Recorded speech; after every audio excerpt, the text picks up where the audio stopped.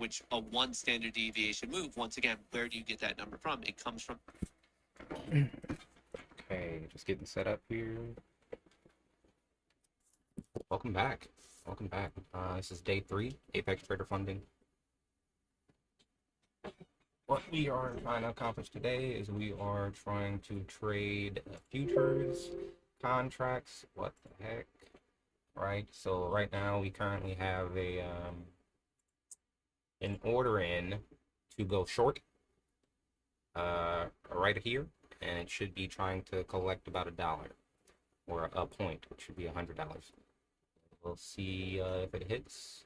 If I go to look at the SPY here, we got 5 minutes down. SPY, XLK. This is also SPY. Qs. Wow, everything is just down. Down, down, down. Down, down, down. Down, down, down. Yeah. Yeah. Let's see here. So yeah, we're definitely making a bearish position today. If we break down to 5514.25, it should get in to 2 ES contracts going short for about 1 point or $100. If it keeps going down after that or farther than that, hey, more money for us. But we'll see for now. That's not doing that. Okay, so while we wait for that to queue up, let's check in on Matthew Kors. He's do I have premium anymore? Oh shit. Okay, well I'll renew that later. Subscriptions.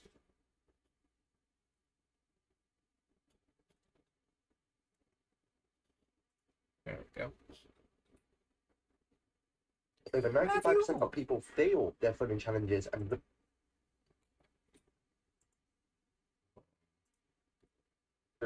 equity side, and how He's dealers on the talking. option side like actually do this stuff. It's they market makers don't know about how, if an earnings beats or not as much as we do. That's not their game. They're not directional players. I don't know. It kind of started with the AMC and GME community that people think market makers are directional players. They don't care. Whether you're talking about equities or options, really in everything, crypto, futures, forex, market makers, all they care about is the amount of people trade. They want more people trade. They're always playing the spread. So you have the bid and the ask. They're playing that difference and ping-ponging back and forth. So they benefit out of more trading and higher volatility, because with higher volatility you also have larger spreads. So it basically increases their profits and it also decreases their risk. They're not directional players at all. Once you don't even know what you're talking about with this one standard deviation thing. They're just premium sellers.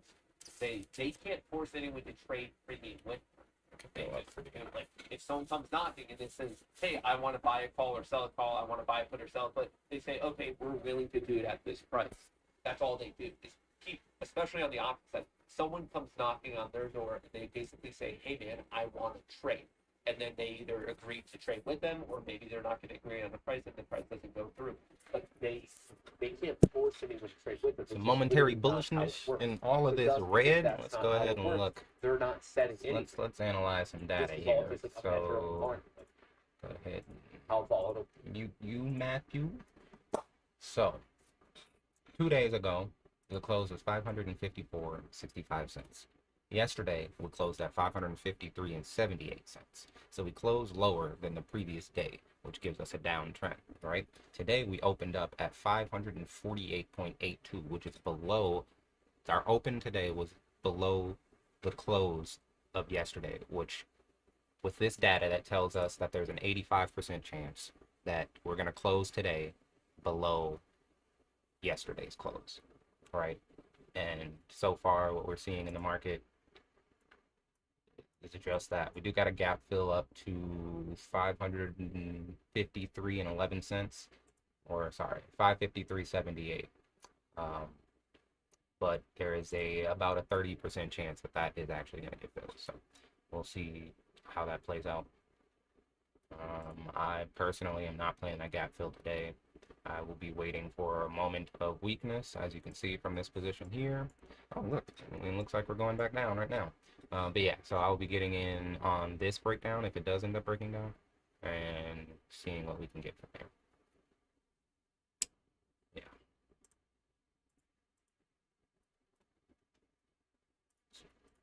They will react to what other willing market participants are attempting to do. So for them, they actually are players who don't care about it at all in terms of beating or not beating. All they care about is, oh man, I wish more people are trading. That's what a market maker does. That's all they do. They're like, cool. The more people who trade, the more money that they make, and they just go on. Right? That's the entire business, which is very, very different than hedge funds. Wildly different than hedge funds.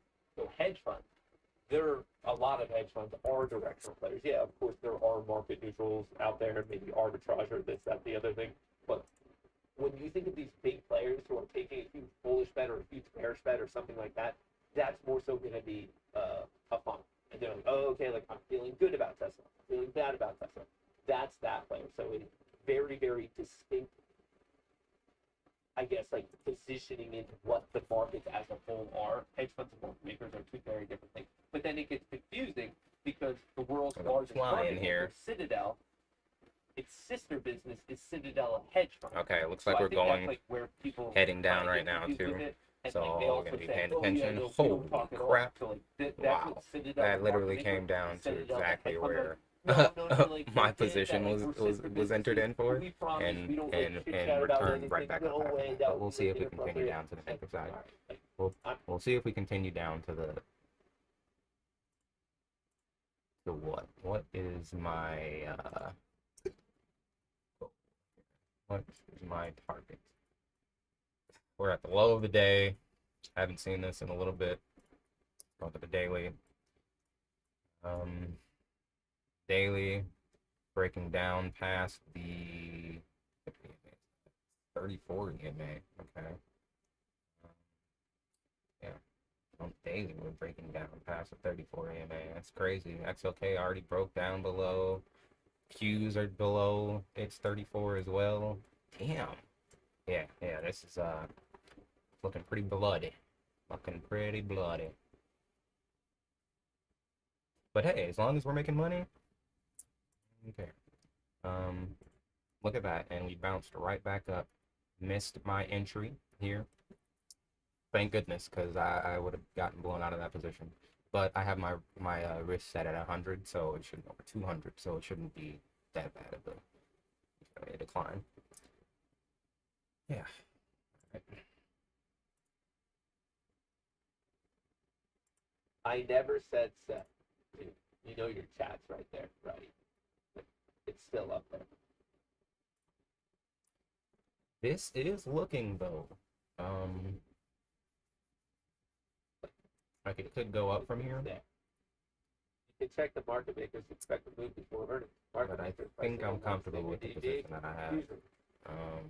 I am feeling a little bit You nervous. just don't get the math of it. It's okay. Let's see. Let's have a look, see, shall we? Okay, so incline right now. Momentary strength. People buying up these lows. I wonder if there's a call wall here or put wall. Call wall. After. The direction of the computation is wrong.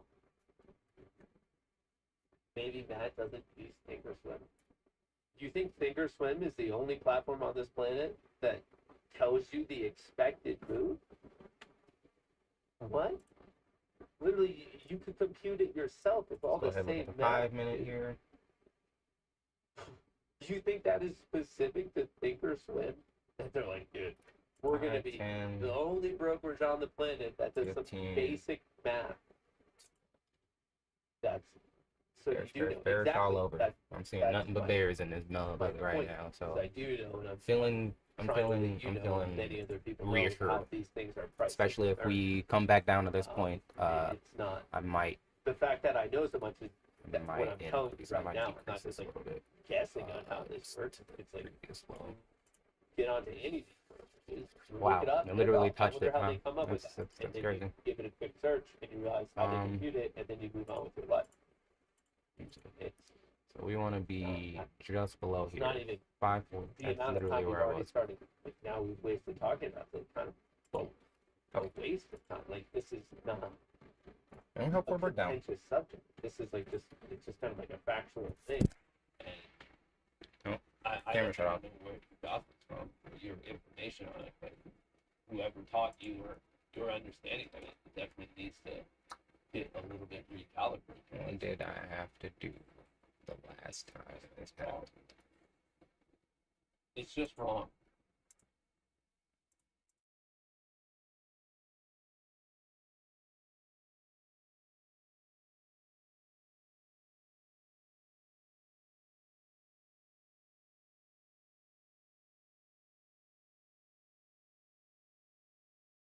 The Russell is what is trying to fight back. You have the 5 know, minute, the 10 minute, the 30 minute pushing above.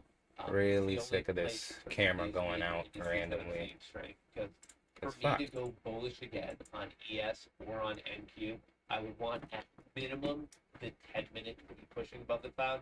Obviously, for that to happen, first thing would have to occur on the 5 minute, and that's where I'd be like interested in it, but I wouldn't really have that confidence until it pushes above on the 10. Same thing at ES, and you can kind of see what that would look like playing out on the Russell, where the 5 minute led it up, the 10 minute followed, and now even the 30 minutes above, and obviously the daily's looking strong as well. So, if you're in the game of trying to catch a falling knife, understand it's a dangerous game. If you're doing it, I wish you the best of luck. But on the largest scale, you're playing a dangerous game right here. We're breaking below whatever this EMA line is, maybe the 20. We're not that far away. The Qs are in an even more dire situation. The Qs are now below their 50 EMA. That is a very, very, on the daily chart, if you look at the NASDAQ, we're below the 50 EMA. We're heading towards this downside gap for 468. This is a level that, like, the 50 EMA is a level that a lot of big automated trading systems. Well, react. that may be it for Below today. the 50 they I might sell, just record. above the 50 they buy. So right here, Yeah. today, Yeah, I depending might on where just we record. do or don't close, today's close will be interesting. Because it could trigger a big move. Like it could trigger very, very large. Yes, IBM's after earnings, or its earnings are after close today. We also have Chipotle coming up. We had AT&T this morning, Texas Roadhouse.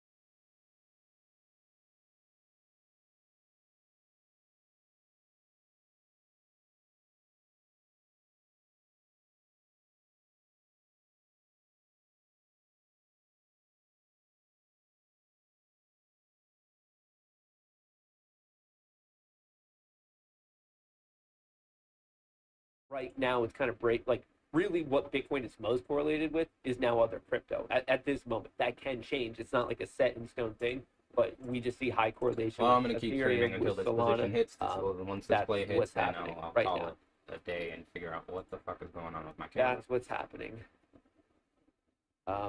I mean, and it's looking good too. I mean, the huge winner on this one was Coinbase. Coinbase is looking phenomenal. Bitcoin knocked all the way down, fake out, breakdown low, came right back up, consolidating. Wait for this consolidation, go, go, go, and then I would love a break and a push to 72, which is not that far from the all-time high that we hit back in mid-March at 73.8. So this right here from basically for the month of June, this was the whole Mount Gox Germany thing. It's just All right, there was a looks like lot you of might be new going for liquidity it hitting here. the market that was not anticipated beforehand, and eventually it all ended. It got priced in, bounced right off this trend line after a fake out breakdown, and now it's already back in business. So I myself don't actively trade Bitcoin. I have Bitcoin, but I'm just kind of invested in it. Once in a while, I will actively trade coin, but to be completely honest, this breakout on July 15th, I completely missed it. Completely, 100% utterly missed it, which is a bit sad. The SPY and the Qs are still consolidating at their low of the day. The Russell's trying to bounce a little bit, and Tesla's looking bad. Nvidia's looking bad. It is a bloodbath right now. Apple, fresh low. Microsoft, 1.8%. Amazon, dude, things are getting knocked around a little bit. Knocked around a little bit.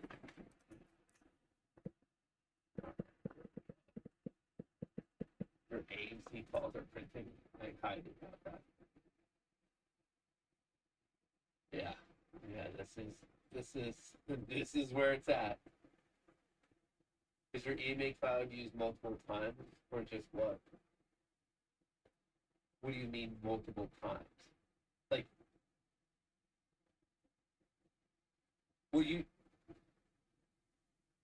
I guess once again, this comes back to the math of what it is. So, based on the ratio of your time frame, like if you're doubling time, you can use a larger EMA length on a smaller time frame to get the exact same line that you would have on a larger time frame at a smaller EMA length. So all you have to do to use other time frames is you increase your look back period of EMA at the proportionate rate of whatever time frame you're going to compare it to. Looks like we're So going you're on a for it 5-minute here, chart, coming up. and you want the Order filled. whatever There we go. EMA lengths, Order but on the filled. 10. All we gotta do now is don't go back up $2 before it goes down $1 or a point. Not looking good. Not looking good. Come on, baby. So I guess that's just more of the insight. But these are just on whatever the time frame is, it's different look back period is what you're looking at when I have this EMA cloud on. So it's I don't know, it's like 5 Stop different filled. EMAs like put together. Yeah, we lost. that. Lost. SPY, this might be I thought it was gonna bounce a bit more. Did the SPY a little bit of a fresh high on the 3-minute, but still. And then the Qs didn't go anywhere. Still consistently lower highs, lower lows. Order submitted. Just broke down. Try it again. This is getting bad. Getting very, very, very bad. Order filled. Options, flow over the end. We got some selling there. We got some selling there. Yeah, Tesla's getting good again. Nvidia's flat. Coin trying to recover. Meta looking bad. Netflix is looking good. Netflix push. People decided to buy that one. Somehow Netflix is the winner of all of this. Apple breaking down, Microsoft breaking down, Amazon now breaking down. TLT now in the red. Even Texas Roadhouse is getting beat up today. Boeing getting hit. BMW getting hit. Broadcom getting hit. ASML getting hit. Folks, it's apparently paying to be bearish today. Right? Apparently, I'm saying. it's playing. The Bears are playing the hard streak. You buying any CrowdStrike? Kathy Wood bought over 13,000 shares at 22. Why would I buy CrowdStrike? First of all, using Okay. Kathy Wood as your reasoning to buy. Okay. He doesn't have the best performance lately. So no. I don't think. I mean, arbitrarily following anyone is not a good idea. And if you're going to follow someone, you should follow someone that's like on a heater and they're crushing it. So, am I buying CrowdStrike? No, because it's getting addicted. All it has is lower highs, lower Okay, lows. so we're up, Who knows if they're or gonna we're in the money now, Stop and there. it just got filled. And then if Okay. you thought my Alright. reason was because Kathy Wood is buying. What? Have you seen her stuff? Order submitted. This is her tech ETF that's allegedly better than tech, and here's tech. This is Kathy Wood this, which is tech focused, and then this is tech. You see that difference? You see how these are very, very different? There's the tech sector. There's Kathy Wood's tech tracking thing. ARC K, ARC W, ARC.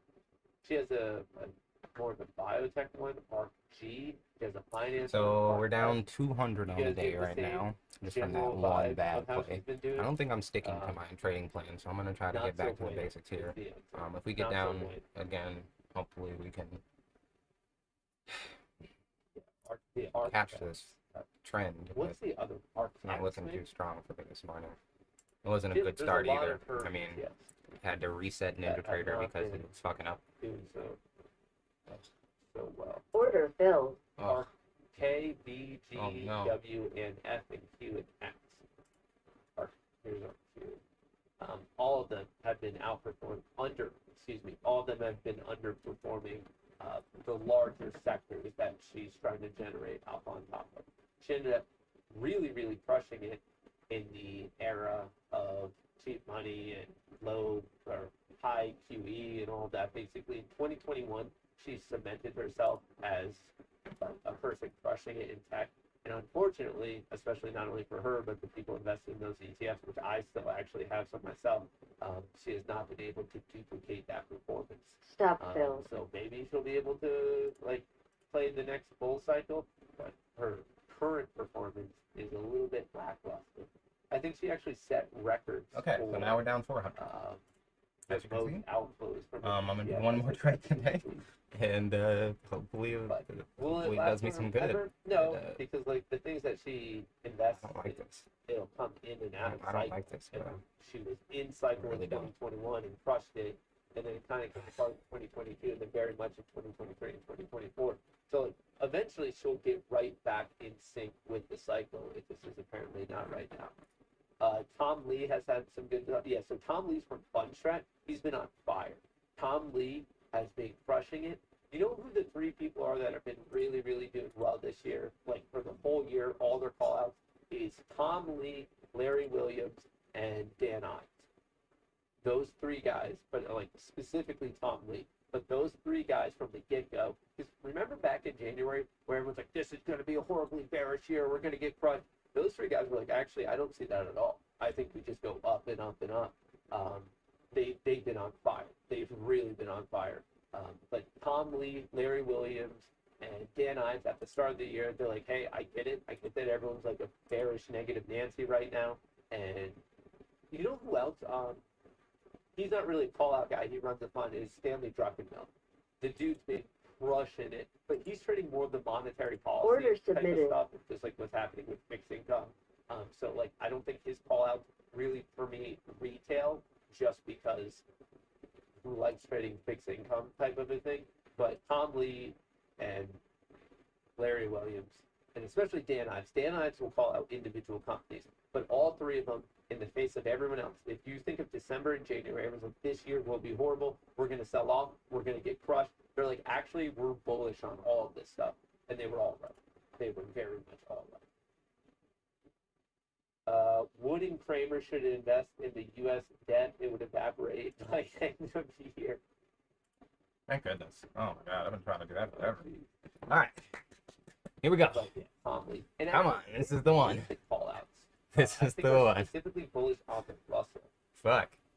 Let's see if we can find the clip.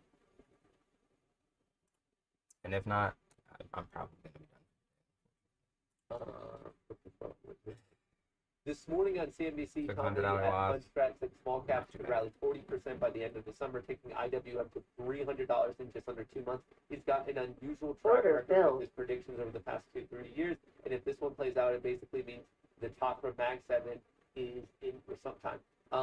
Mr. Producer, can you find this clip for me? Russell 2000? Well, let me see if I can find it. Russell 2000. We'll see.